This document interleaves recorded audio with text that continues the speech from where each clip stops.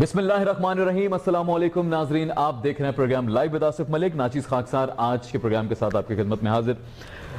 नाजरीन, कोशिश होती है कि जो टॉप स्टोरी इस वक्त आपकी नज़रों में हो, आसपास कुछ ऐसी सराउंडिंग में ऐसी डेवलपमेंट हो रही हो जिस पे बात करना बड़ा अशद ज़रूरी हो गया हो, तो वो हम कोशिश करते हैं कि मौजू उस दिन के हिसाब से उसका इंतखाब किया जाए। आज जिस मौजू का मैंने इंतखाब किया बहुत इंपॉर्टेंट टॉपिक है, ख़ास तौर पे सबसे पहले तो कराची के लिए, बिकॉज इस तरह की कुछ कार्रवाइयाँ कराची में होती नज़र आ रही हैं। इसके बाद ऑफ कोर्स पूरे पाकिस्तान के लिए भी बड़ा कंसर्न है, ये आम आवाम के लिए बड़ा कंसर्निंग टॉपिक है। आम आवाम से ज़्यादा जो हुकूमत है उसके लिए भी, और जितने इदारे हैं ख़ास तौर पे जो building and development and construction से ताल्लुक़ रखते हैं, उन सब के लिए भी ये बहुत इंपॉर्टेंट टॉपिक है।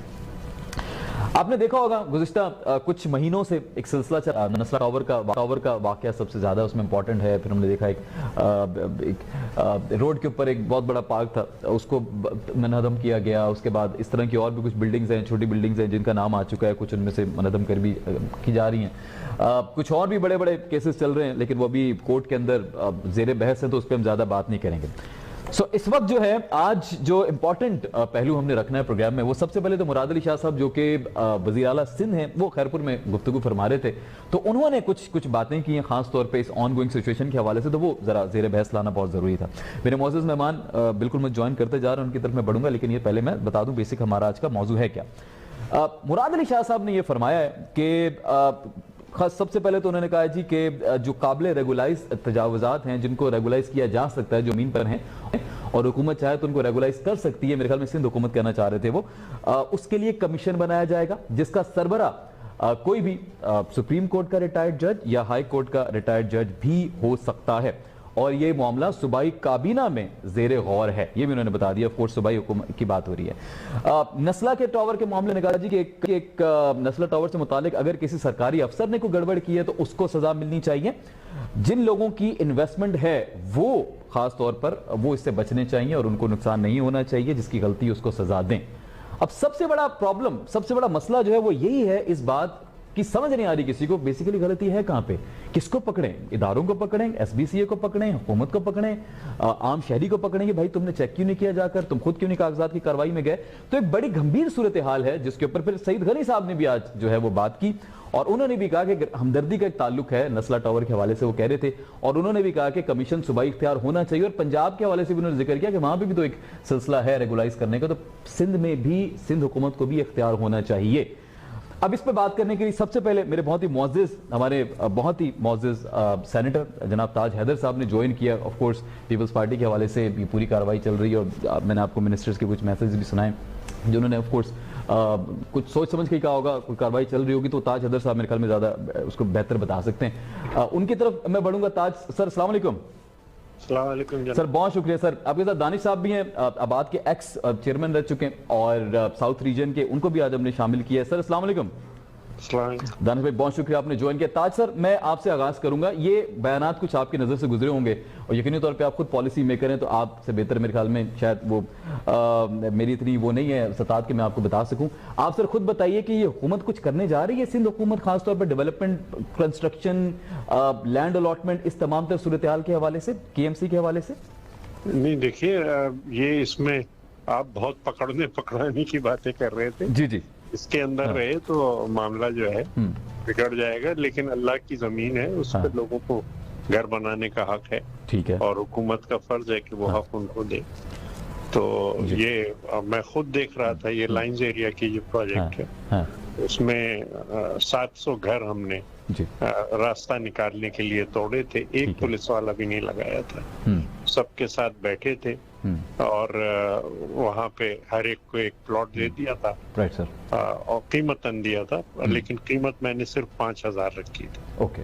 और वो आज जो सदर से आप जाते हैं कायदे आजम के मज़ार पे, वो सड़क भी खुली हुई है। सही एग्जैक्टली किस सन की बात कर रहे हैं आप? थोड़ा सा जी, थोड़ा सा लाइंस एरिया, किस ईयर की बात है ये 95 की बात है, ठीक हो, 95 मैं यही सोच रहा हूं। तो वो एक पैटर्न बन गया था, राइट सर, कि हाँ लोगों को बसाया जाए अगर कोई तरक्कियाती काम करना है, राइट सर, लेकिन अल्लाह की जमीन है, इस पे घर बनाने का हक है, और ये हुकूमत की जिम्मेदारी है कि लोगों को जमीन दे घर बनाने के लिए। ठीक हो गया। अब प्रॉब्लम ये होती है कि जिस वक्त मैंने कहा कि हम 5 लाख प्लॉट निकाले वहां पे सिंध के अंदर सरकारी जमीन के ऊपर, और सिर्फ जो उसकी डेवलपमेंट कॉस्ट थोड़ी सी है लेवल करके दे दें, बाकी तो औरंगी पायलट प्रोजेक्ट का पैटर्न मौजूद है, लोग अपने बाकी काम खुद कर लेंगे। ठीक है।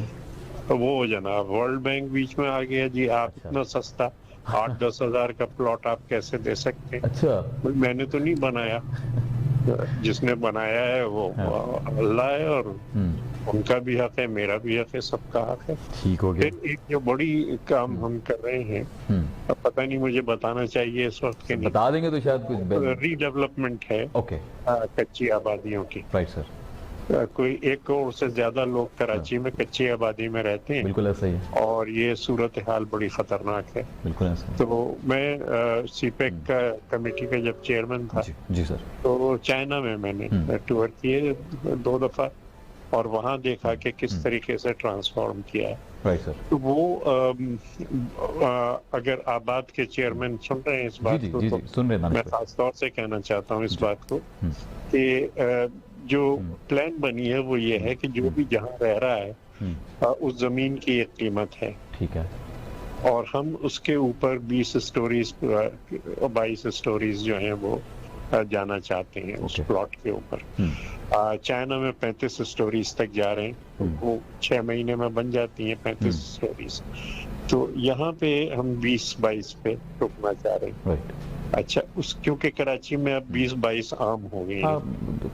अच्छा, उसमें फर्ज कीजिए हमने 10 लाख रुपए उनके प्लॉट की कीमत है और 12 लाख का अपार्टमेंट बनता है, तो उनको वो अपार्टमेंट 2 लाख में मिल जाएगा। अच्छा, जबरदस्त। अच्छा, लेकिन वो जो स्पेस आपको मिल रही है उसमें आप जितने यूनिट्स पहले थे उससे 4-5 यूनिट आप तामीर कर सकते हैं। ओके। और वो आप मार्केट वैल्यू पे फरोख्त कर सकते हैं। राइट, जबरदस्त। अच्छा, ये काम बिल्डर्स को देने का है जो प्रोफेशनल्स हैं जी। और कराची में अगर आप इसको ट्रांसफॉर्म करते हैं तो 2 मिलियन जो अपार्टमेंट हैं उनकी जरूरत सिर्फ उन लोगों को बसाने के लिए है कि जिनसे हम जमीन लेंगे। राइट। और बाकी अगर आप 6-7 लाख और बना लेते हैं तो वो आपका अलग से रेवेन्यू मिल जाता है। क्योंकि इसमें जो चीज होती है वो ये कि कीमत कंस्ट्रक्शन की नहीं होती, कीमत जमीन की होती है कराची के अंदर। राइट। और उनको कहीं बाहर फेंकने की जरूरत नहीं है, जहाँ वो पहले रहते रहे। और मुझे जो मशवरे दिए गए चीन के अंदर वो ये थे कि सब हर जगह कोई ना कोई खाली जगह होती है हर आबादी के अंदर। ठीक है। तो वहाँ आप 2-4 टावर बना लें, फिर लोगों को शिफ्ट करें उसके अंदर, तो जो जमीन वो खाली होगी फिर उसके अंदर इस तरीके से एक सिलसिला जो है वो बन जाएगा। मैंने जो देखी है चाइना के अंदर ये रीसेटलमेंट नहीं, ये जो ट्रांसफॉर्मेशन हुई है कराची की, जो बेहतरीन लग्जरी अपार्टमेंट वगैरह की जो वो है लोकेलिटीज, उनसे कहीं बेहतर वो है। राइट। कि उसके अंदर बच्चों के स्कूल, खेलने के मैदान, तमाम एमिनिटीज बिल्कुल अवेलेबल, मार्केट्स, ऑफिसेज, हर चीज वहाँ पे।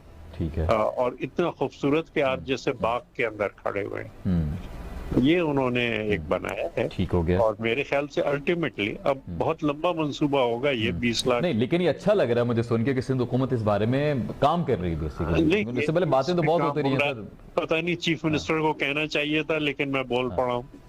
और इसमें आपका बहुत शुक्रिया। बाहर से सीड मनी भी आ रही है। जबरदस्त। कोई ऐसी बात नहीं है कि इसमें, क्योंकि वो एक ऐसा कोलेटरल है मकान की जिसके ऊपर आप बड़े आराम से बिल्डिंग ऑफ कोर्स खड़ी कर सकते हैं, उसमें ज्यादा लोग राइश पे जरूरत नहीं। सर अगर आप 2 मिनट दें, मैं जरा आपने जो बात की है दानिश भाई के हवाले से उनका भी जरा इस पे फीडबैक ले लेता हूं। दानिश भाई, अस्सलाम वालेकुम। वालेकुम सलाम। सर बहुत शुक्रिया आप हमारे साथ हैं। अभी जो हमारा एक ऑन गोइंग आपको पता आज एक मौजू है, सलाउद्दीन साहब ने भी ज्वाइन किया है नस्ला टावर के, ऑफ कोर्स खास तौर पे उस हवाले से भी वकील रह चुके हैं, पूरा केस दे चुके हैं, तो इस वक्त इनका भी बड़ा एक अमल दखल है कराची में प्रॉपर्टीज के हवाले से, तो उनको भी वेलकम करेंगे। सर अस्सलाम वालेकुम सलाउद्दीन साहब। वालेकुम अस्सलाम। बैरिस्टर साहब मैं आपकी तरफ वापस आता हूँ, पहले मैं जरा दानिश भाई से कॉमेंट ले लूँ। सर आपने अभी गुफ्तगू समाअत फरमाई हमारे मोअज़्ज़ज़ मेहमान की ताज हैदर साहब की, और बड़ा उन्होंने एक इंकशाफ कह लीजिए, एक अंदर की खबर कह लीजिए दे दी है कि किस तरह से सिंध हुकूमत प्लान कर रही है, किस तरह बिल्डर से शदाब को भी इसमें शामिल किया जाएगा, पूरा एक सिलसिला बनाया जाएगा। तो सबसे पहले तो ताज हैदर साहब की इस पूरे सिलसिले को, इस पूरे प्रोजेक्ट के बारे में क्या कहेंगे आप? देखिए, जो मैंने जहाँ से ज्वाइन किया सुना कि ये रिहैबिलिटेशन की बात हो रही है कराची में। बिल्कुल सर, आप चेक कीजिएगा, दानिश साहब की आवाज नहीं पहुंच पा रही है। जी दानिश साहब मैं आपको मैं सुन सकता हूं सर, आप प्लीज कंटिन्यू करें, मैं सुन सकता हूं। अच्छा देखिए, जहाँ मैंने बात सुनी, जो रिहैबिलिटेशन की बात कर रहे थे ये कि कराची में किस कच्ची आबादियों की रिहैबिलिटेशन बिल्कुल के ऊपर, तो इसमें मैं आपको बताता चलूं कि तकरीबन कोई 7 से 8 साल हो चुके हैं। ये प्रपोजल रिहैबिलिटेशन का कच्ची आबादी का आबाद की तरफ से मैं समझता हूँ पीपल्स पार्टी, PMLN और PTI तीनों गवर्नमेंट्स को ही हम दे चुके हैं कि किस तरह कच्ची आबादियों को कराची के अंदर हर प्राइम लोकेशन पे एक बड़ी कच्ची आबादी मौजूद है, चाहे वो डिफेंस हो, चाहे वो क्लिफ्टन हो, चाहे वो कराची का सेंट्रल हो, चाहे वो कराची ईस्ट हो। तो मैंने अभी बड़ा अच्छा लगा सुन के इनका प्रपोजल, जो किस तरह कराची के अंदर ये कच्ची आबादियों में उस लैंड को वैकेंट करके और उसके अंदर वर्टिकल कंस्ट्रक्शन पे जाया जाए। तो हमारा आबाद का कहना ही यही था शुरू से कि जब तक किसी के पास उसका परमानेंट एड्रेस नहीं होगा तब तक वो इस मुल्क से लॉयल नहीं होगा। तो मैं आज कोई, मेरे पास अगर मेरा परमानेंट एड्रेस नहीं है तो मैं कोई भी क्राइम आसानी से कर सकता हूँ। मुझे पता है कि मेरे पास ना मेरा एड्रेस परमानेंट है तो मुझे कोई नहीं कर सकता। तो हमें लोगों को उनका परमानेंट एड्रेस देना पड़ेगा, जिसकी बुनियाद पर हमारे मुल्क के हालात भी बेहतर होंगे और यहाँ से जब ये ग्रोथ होगी, कंस्ट्रक्शन काम होगा, तो डेफिनेटली ये इतनी रिहैबिलिटेशन करना, 10 लाख घर बनाना, 20 लाख घर बनाना फ्लैट्स वर्टिकल में, तो ये कोई मैं समझता हूँ कि ये दुनिया में हो रहा है, दुनिया के दूसरे ममालिक में हर जगह हो रहा है। चाइना में हो रहा है, श्रीलंका में हो रहा है, ताइवान में हो रहा है, इवन इंडिया में हमारे पास एग्जांपल मौजूद है, ये हर जगह हो चुका है। ठीक है। और ये यहाँ पे कब स्टार्ट होता है, तो इसमें गवर्नमेंट की बहुत बड़ी एक विल है, जो हमें विल तो है वर्बली, लेकिन वो एग्जीक्यूट ताज साहब से मैं यही कह रहा था कि बातें तो बहुत हुई हैं, इस दफा अमली जामा उसको पहनाया जाएगा, तो बड़े पुरुमीद वो भी नजर आ रहे हैं, तो मुझे अच्छा लगा। बैरिस्टर साहब, सर अस्सलाम वालेकुम।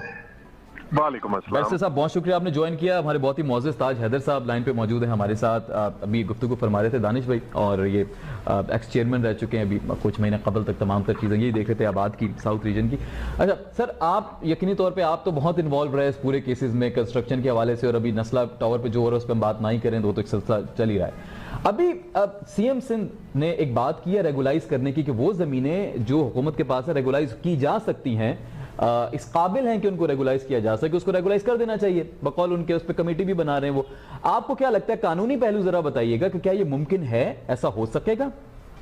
कि पहले तो जो ताज हैदर साहब जो प्लान बना रहे हैं, बहुत खूबसूरत प्लान, सुनने में तो बहुत खूबसूरत प्लान लगता है, बस ये है वो फिक्रा याद या मिसरा याद आता है कि अर्श से इधर होता काश के मकान अपना। तो ये है कि उसको अमली जामा कैसे पहनाया जाएगा, वो एक बहुत बड़ा सवालिया निशान है। असूलन ये नेचुरली ये कच्ची आबादी और इनको रेगुलराइज करने की स्कीमें तो 1980 से हम सुन रहे हैं। अच्छा। मगर प्रॉपरली अभी होना ये चाहिए था, और मैं तो समझता हूँ शायद अगर सुप्रीम कोर्ट की भी ये जो नेमतुल्लाह खान में जो सुओ मोटो थी, उसमें भी जो तवज्जो अगर इस चीज पे दी जाती कि आया कराची शहर में ये कौन सी कच्ची आबादी हैं, कौन सी इंक्रोचमेंट्स हैं जो कि अब हटाई नहीं जा सकती क्योंकि इतने ज्यादा लाखों लोग रहते हैं, तो वो उनको रेगुलराइज कैसे किया जाए।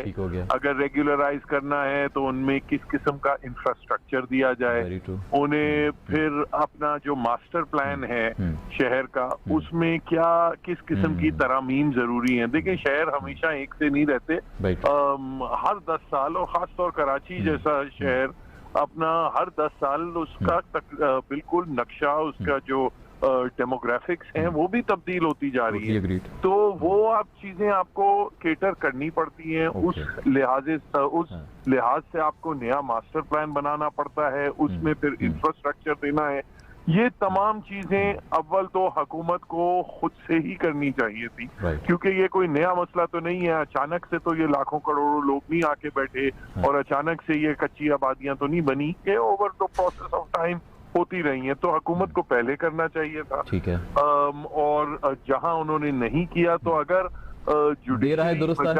बजाय एक आधी जुडिस हमारी अदलिया भी बजाय एक आधी बिल्डिंग या एक आधे प्रोजेक्ट को लेके बैठती, एक होलिस्टिक अप्रोच लेके इन तमाम मास्टर प्लान पे इंसिस्ट करती कि आप नया एक कराची को रिफॉर्म करने की स्कीम लेके आए। वो अभी मेरे ख्याल में हो सकता है सर, मैं थोड़ा सा मुझे एक पॉइंट ऐड करने दें। ताज हजरत साहब की बात से कनेक्ट भी करता है। हो सकता है कि हमारे मौजूद जज साहब ने भी कहा है कि जरा पूरी रिपोर्ट लेकर आए शहर में कहां कहां क्या बना हुआ है, तो हो सकता है कि उनकी तरफ से भी कुछ ऐसा प्लान हो, उस तरफ से भी कुछ इस तरह का जी शायद पॉसिबिलिटी हो सकती है ना सर। एक और चीज जो रेज की गई थी कि कराची में, और ये सब मानते हैं कि कराची में क्योंकि इतनी डिफरेंट इदारे हैं जिनकी जुरिस्डिक्शंस हैं, कुछ वफाक के हैं, कुछ सूबे के हैं, कुछ हमारी लोकल गवर्नमेंट्स के हैं, आपस में उनकी कोई कोऑर्डिनेशन नहीं है। अगर ये उसका भी एक होलिस्टिक कानून साजी के जरिए या जुडिशियल नोटिस के थ्रू उसका एक हल बनाया जाता, तो मैं समझता हूँ कराची के लिए एक देर पार। बड़ा अच्छा आपने पॉइंट उठाया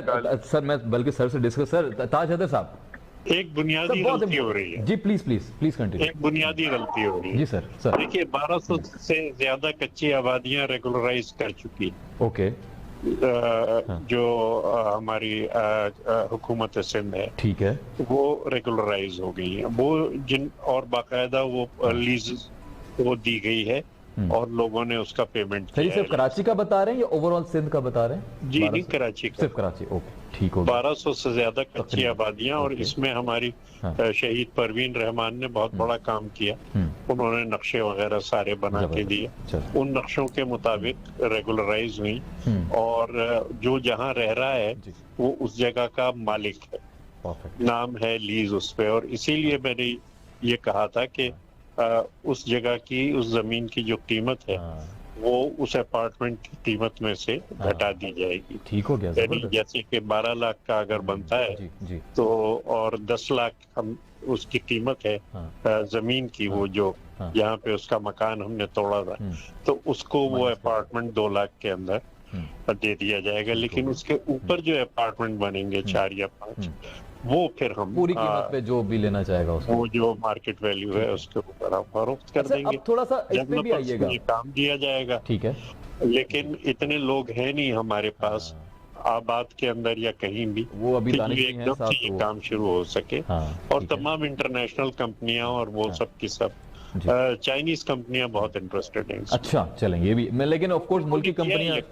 अच्छा चलें। उन्होंने 35 मंजिल के बनाए हैं, और ये जी आप बताया गया ये हर जगह हो रहा है दुनिया में। बिल्कुल ऐसे ही कच्ची आबादियों के लिए बड़ा बेहतरीन। अच्छा सर, थोड़ा इदारों पे बात कर लें। ऑफ कोर्स तमाम इदारे कुछ ऐसे भी हैं जिसमें खास तौर पे सिंध बिल्डिंग कंट्रोल अथॉरिटी है, इस तरह के दीगर इदारे हैं, KMC को ये सिंध हुकूमत कंट्रोल करती है। और इत्तेफाक से करसा हो गया माशाल्लाह, सिंध की ही हुकूमत है, पीपल्स पार्टी की हुकूमत है सिंध के ऊपर। तो आपसे बात करना मेरे ख्याल में बिल्कुल बेहतरीन इंसान आप ही हैं जिनसे मैं डिस्कस कर सकता हूँ ये बात।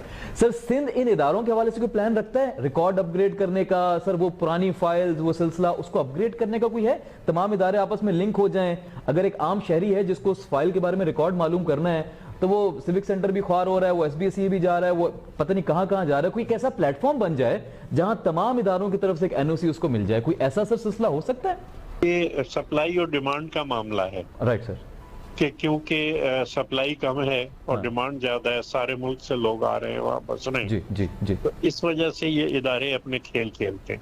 ओके। जिस वक्त ये मैंने कहा कि 5 लाख प्लॉट दो, और जिसके पास भी घर नहीं है खातून खाना के नाम एक प्लॉट दो, तो उस पे वो तमाम जो हंगामा हो गया कि जनाब ये तो रियल एस्टेट मार्केट बैठ जाएगी, ये तो आप, उसमें बिल्कुल मेरे वर्ड्स ये थे कि कोई अगर एक प्लॉट के लिए आता है तो उसको 4 फॉर्म और दे दो कि भाई आपके पड़ोस में भी कोई ऐसे हैं कि जिनका अपना घर नहीं है, तो उनसे भी ये फॉर्म भरवा लेना।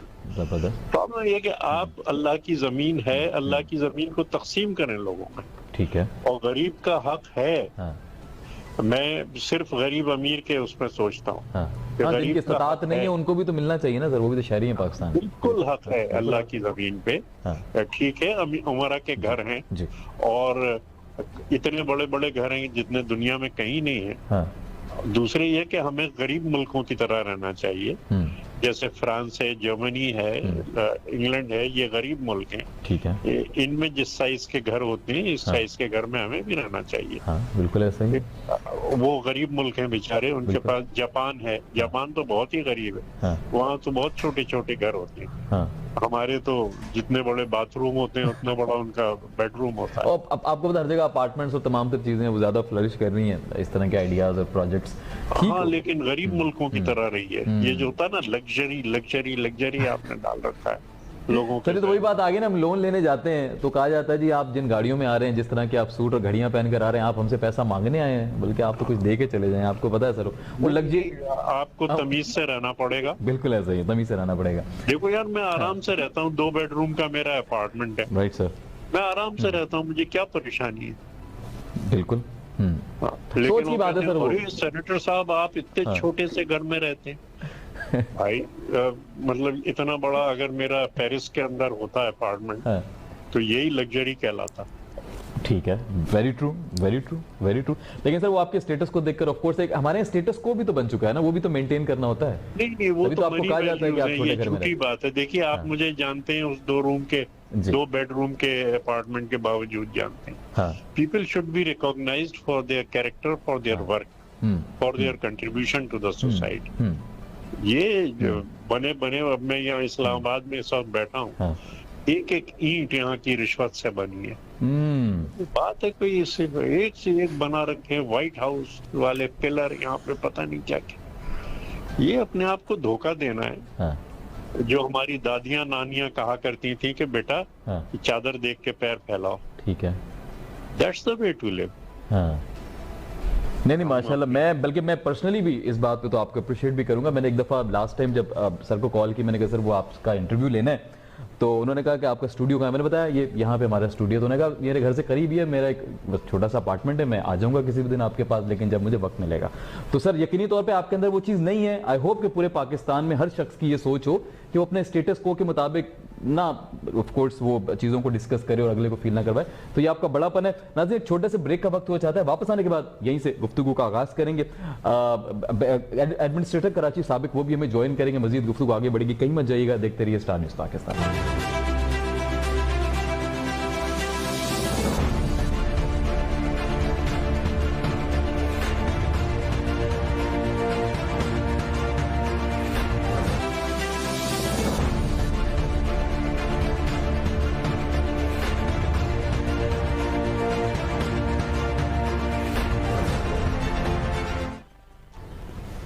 जी नाज़रीन, वेलकम बैक। लौट कर वापस आ चुके हैं और बिल्कुल आपकी खिदमत में हाजिर हैं। ताज हैदर साहब बहुत मोहतरम हमारे साथ मौजूद है, सेनेटर पीपल्स पार्टी के।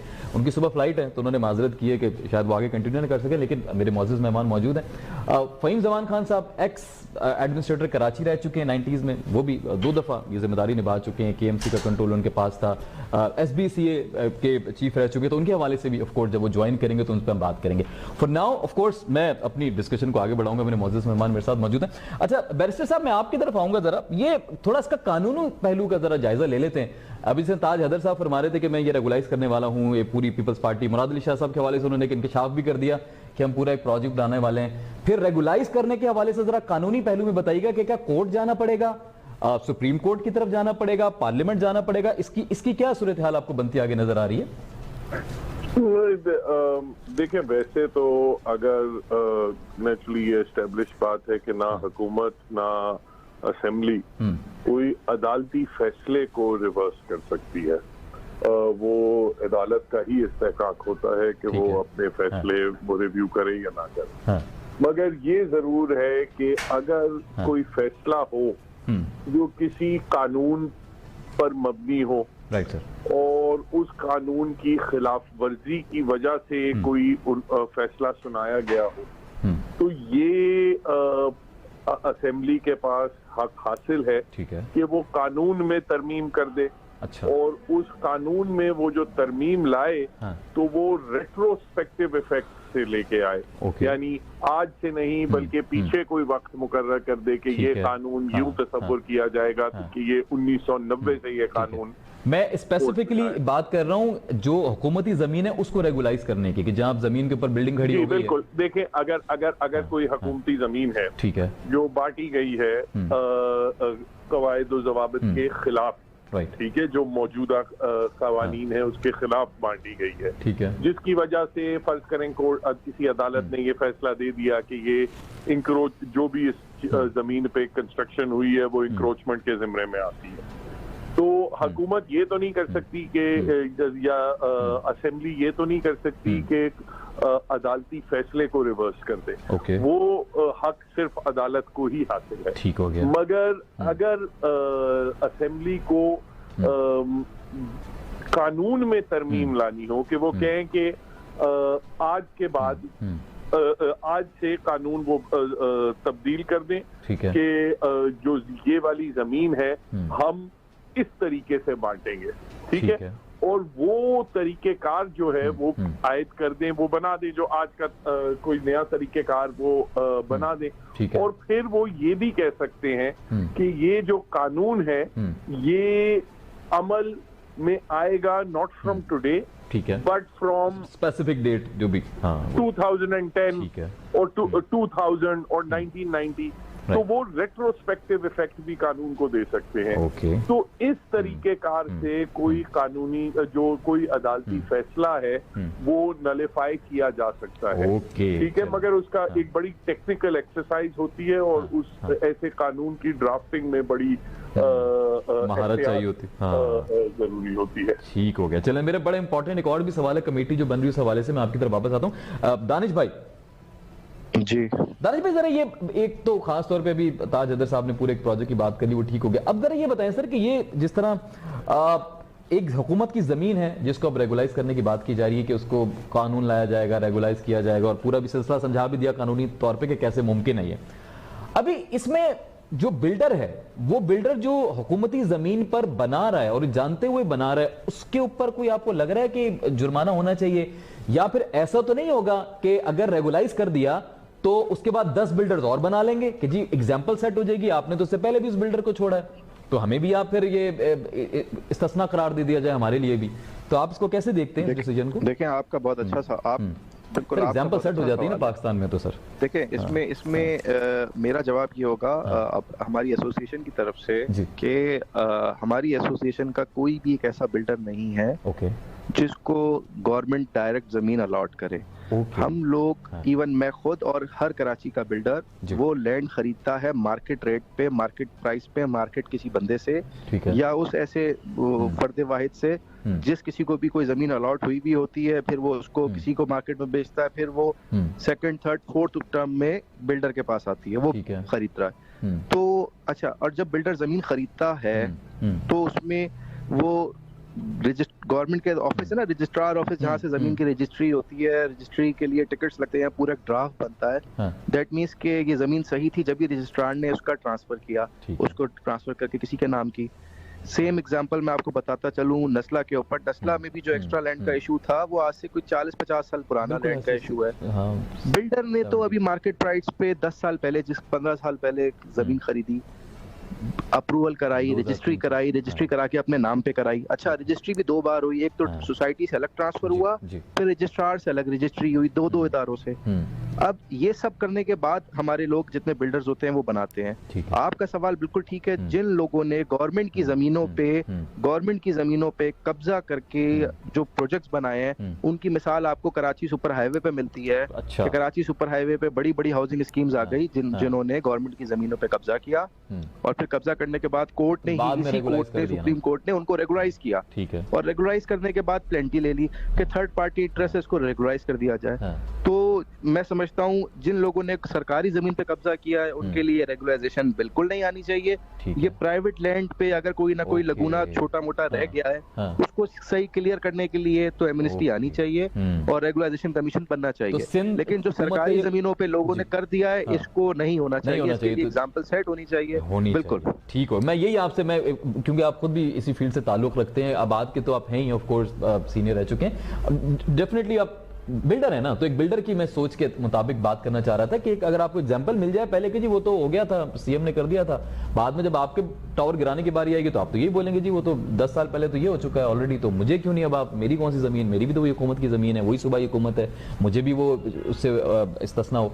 तो ठीक हो गया, चले आपने क्लियर कर दिया कि नहीं होना चाहिए। तो अगर आपको लगता है कि सिंध हुकूमत इस तरह का कोई कानून लेकर आ जाती है, वो अप्रूव हो जाता है और हुकूमती जमीन को रेगुलाइज कर दिया जाता है, तो आप बिल्डर्स के और खासतौर पे आबाद के हवाले से कह रहे हैं कि आप इसको एक्सेप्ट नहीं करते, ये अच्छा डिसीजन नहीं होगा, नहीं होना चाहिए। देखिए हम कहते हैं कि सरकारी जमीन पे व्हाटसोएवर जो भी बन चुका है, अगर थर्ड पार्टी इंटरेस्ट है, आप उसको रेगुलाइज करने की बात करते हैं, हम आपसे ये बात करते हैं हमें कोई एक इदारा बता दिया जाए और जिस इदारे को बाद में कोई भी कोर्ट, कोई भी जुडिशरी उसको चैलेंज ना करे कि ये उस फलाना बंदे ने, जिस मैं आपको एग्जांपल देता हूँ, हम सब अपना शनाख्ती कार्ड नादरा के दफ्तर से बनाते हैं, नादरा के दफ्तर से, क्योंकि उसकी ऑथेंटिसिटी है गवर्नमेंट का है पाकिस्तान का।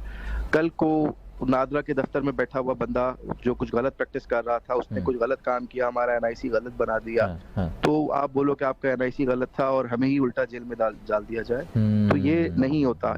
इसीलिए जो नस्ला का हम कहते हैं जो फैसला आ रहा है, जो आ चुका है, जिसमें अगर ये बात साबित हो जाती है कि नस्ला टावर गलत बना हुआ है, बिल्डिंग गलत है, ठीक है, क्लियर हो गई, तो जिन लोगों ने ये गलती की उसको उनको सजा तो मिलनी चाहिए। जिन इदारों ने उसकी एनओसी दी, ये तो ऑर्डर आ चुका है ना, जजमेंट आ चुकी है कि ये गलत है, हम मान लेते हैं, वक्त पे मान लेते हैं, लेकिन जिन लोगों ने इसकी अप्रूवल दी, इसका मतलब उन लोगों ने गलत अप्रूवल दी, उनको पकड़ के उनको भी तो किसी कटेरे पे खड़ा किया जाए कि आप जवाब दे, आपने गलत बिल्डिंग को अप्रूवल कैसे दी, गलत बिल्डिंग की फॉरवर्डिंग कैसे की, रजिस्ट्रार ने रजिस्ट्री कैसे की। ठीक है, ठीक हो गया जी। बैरिस्टर साहब, सर आप ये अब नस्ला के केस को आप ऑलरेडी देख ही चुके हैं और ये बात आई गई है, तो ये थोड़ा सा बता ही दें इस हवाले से कि अब तो चलें, खैर वो फैसला हो चुका, तमाम तर चीजें हो चुकी हैं, अब वो रिवर्ट तो नहीं हो सकता, अब चाहे उसमें रेगुलाइज हो रहा है तो बाकी बिल्डिंग्स के लिए हो जाएगा, लेकिन उसमें नस्ला का कोई ताल्लुक नजर नहीं आ रहा फिलहाल। कुछ सियासत का रंग भी दिया गया है इसको, तो वो भी चीफ जस्टिस साहब ने उसको बड़ी बुरी तरीके से कहा कि नहीं जी ये तो ऑफकोर्स इस तरह का कोई सियासी इसको आपने नहीं करना, कोई सिलसिला नहीं बनाना, जो आपको पता, मैं नहीं मुल्क साहब के बाद। अभी जरा आप ये बताएं सर कि ये जो अभी दानी साहब बात कर रहे हैं कि टावर में ये जो बिल्डर की जो गलती होती है, क्योंकि आप ऑफ कोर्स वकील रह चुके हैं, तो बिल्डर की जब वाकई गलती होती है तो क्या कोर्ट को सजा नहीं सुनानी चाहिए, सिर्फ पैसे वापस करने की हद तक रहना चाहिए, या जब साबित हो जाए तो सजा भी होनी चाहिए, या होगी कोई लॉ के अंदर इस किस्म के हवाले से कोई सजा, कोई लॉ है तो वो भी बता दें। अगर बिल्डर की तरफ से दानिस्ता तौर पे कोई इंक्रोचमेंट हुई है या कोई की खिलाफ वर्जी है हुई है, तो बिल्कुल जरूर उसको सजा कानून में ऑलरेडी है सर इस हवाले से कुछ सजा। हाँ बिल्कुल, सिंध बिल्डिंग कंट्रोल ऑर्डिनेंस के भी कवानीन है, बाकी अपना पाकिस्तान पीनल कोड के भी चीटिंग, पब्लिक एट लार्ज और बेशुमार कवानीन लगते हैं, अपना इंक्रोचमेंट के, ट्रेसपास के अपने कवानीन है, सब कुछ है।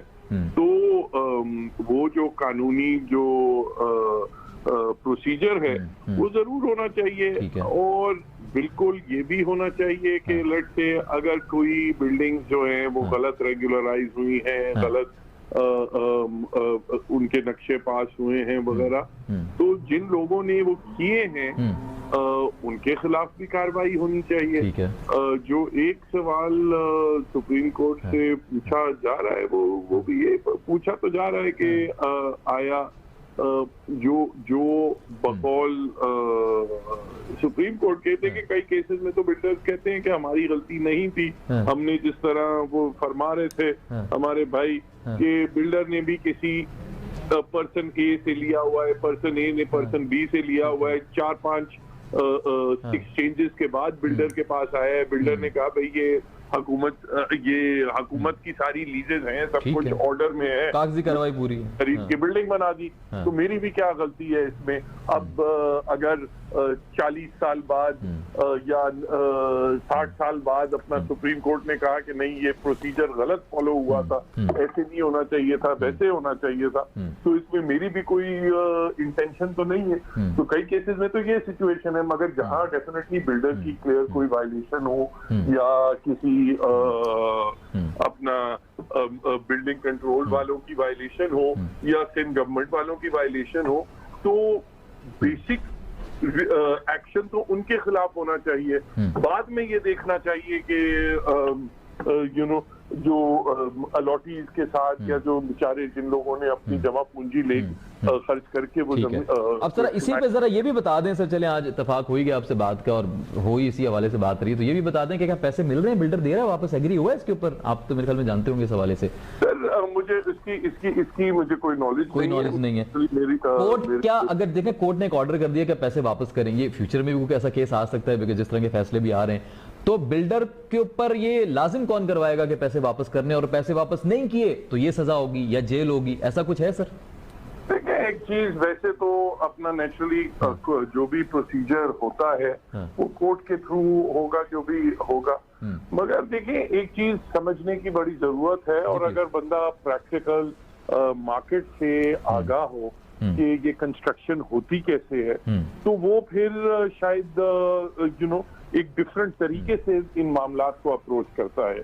अब जैसा कि हमारे भाई जो आबाद से आपको बताएंगे कि 90% ऑफ प्रोजेक्ट्स में जो बिल्डिंग कंस्ट्रक्ट होती है वो कोई बिल्डर के पैसों से नहीं होती। वो जो अलॉटीज जो बुकिंग के पैसे देते हैं उसी पैसों से बिल्डिंग, कुछ बैंक से लोन लिया हुआ होता है बिल्डर ने जी, कुछ बैंक से लोन लिया होता है। अब लिमिटेड कंपनीज होती हैं जो ये कंस्ट्रक्शन कर रही हैं, तो अगर आप for example in most cases आप डेमोलिशन का ऑर्डर कर देते हैं, तो कोई ये बात नहीं है कि आप बिल्डर के जेब से पैसे ले रहे हैं वगैरह, आप बेसिकली वो अलॉटीज के जो पैसे हैं वो डिस्ट्रॉय कर रहे हैं, और एन मुमकिन है कि बिल्डर के पास वो पैसे ही ना हो रिफंड करने के। वो कहे भाई मेरे पास इतनी जमीन थी, बाकी मैंने कर्जा लेके और बुकिंग के पैसों से ये बिल्डिंग बनाई, अब बिल्डिंग टूट गई है, अब पैसे तो मेरे पास खत्म हो गए।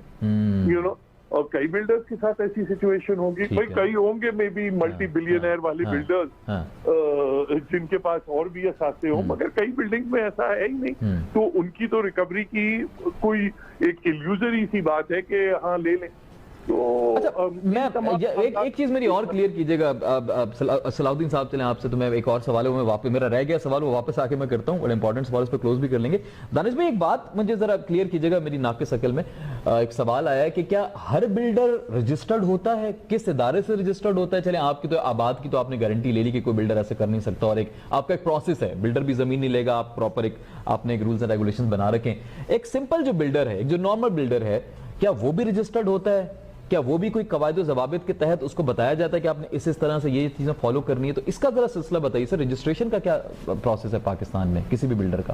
के अंदर जिस प्रोजेक्ट की sale NOC Sindh building control देती है, SBCA से जिस प्रोजेक्ट की सेल एनओसी इशू होगी, उस बिल्डर के लिए लाजिम है कि वो आबाद का मेंबर होगा। ठीक है। और 400 गज से बड़े प्लॉट, 400 गज से ऑनवर्ड्स की सेल एनओसी मिलती है कमर्शियल प्लॉट के ऊपर। ठीक हो गया। 400 तो जितने भी 400 गज के और DHA में 200 गज वाले, जो DHA में 100 और 200 गज के जो प्लॉट्स होते हैं, तो ये सारे हमारे आबाद के मेंबर्स होते हैं। ठीक है। और सर जो आबाद का मेंबर नहीं है, कुछ वैसे ही स्पेसिफिकली कोई बिल्डर है जो इसमें मैं आपके चैनल के तवज्जो से लोगों को बताना चाहता हूँ कि आजकल हम एक अगर पिज्जा भी खरीदते हैं या कोई शॉपिंग भी करने जाते हैं तो वेबसाइट से रिव्यूज चेक करते हैं। ठीक है। कि इसके रिव्यूज क्या है। ओके। प्रॉपर्टी एक वो चीज होती है जो कि जिंदगी में इंसान 1 या 2 बार ही खरीदता है। एटलीस्ट कोई भी प्रॉपर्टी किसी की जगह पे फ्लैट खरीदने जाए, परचेज करने जाए, थोड़े से बैकग्राउंड और रिव्यूज को चेक करें कि आया कि ये बिल्डर का क्या बैकग्राउंड है, और अगर बिल्डर का पहला प्रोजेक्ट डिलीवर प्रोजेक्ट कौन से है, इसकी NOC SBCA Sindh building control की वेबसाइट पे एनओसी इशू होती है, आबाद की वेबसाइट पे उसके लाइसेंस, उसकी एनओसी इशू होती है। ओके। तो ये कराची शहर में आज भी इलीगल कंस्ट्रक्शन से ज्यादा इलीगल कंस्ट्रक्शन हो रही है। अच्छा, आज भी PMT colony, TNT colony, Gizri, Qayyumabad पे आपको 80-80 गज पे 8-8, 10-10 मंजिला जो बिल्डिंगें बनती नजर आ रही हैं। अच्छा, ये वो सारे कच्ची आबादी और गोटाबाद के स्कीम के गोटों के वो प्लॉट है जिसपे कब्जे के प्लॉट है, जिसपे किसी किस्म की कोई अप्रूवल नहीं है। बिल्डिंगें बन रही हैं, कौन लोग बना रहे हैं, कौन लोग खरीद रहे हैं, लेकिन हमारे सारे इदारे चुपचाप सिर्फ इसको देख रहे हैं। सलाउद्दीन साहब ये बड़ा इंपॉर्टेंट पॉइंट रेज किया था। हमें पता तब चलता है जब कोई ना कोई एक बिल्डिंग साल 2 साल में गिरती है तो हम कहते हैं यार वहाँ एक बिल्डिंग गिर गई, यहाँ एक इलीगल बिल्डिंग गिर गई, उसका नक्शा ही पास नहीं था। तो ये सवाल है उन खरीदने वालों से जो वहाँ पे लोग लेते हैं और बनाने वालों से जो बना रहे हैं, और हमारे हुकूमती इदारे जो ये सब उनकी आंखों के सामने हो रहा है लेकिन वो देख रहे हैं सिर्फ। ठीक हो गया, देख रहे हैं सिर्फ। अच्छा सलाउद्दीन साहब ये बड़ा इंपॉर्टेंट एक तो पॉइंट रेस किया, इस पे बात करिएगा, फिर इसी पे मैं वाइंड अप भी करूंगा।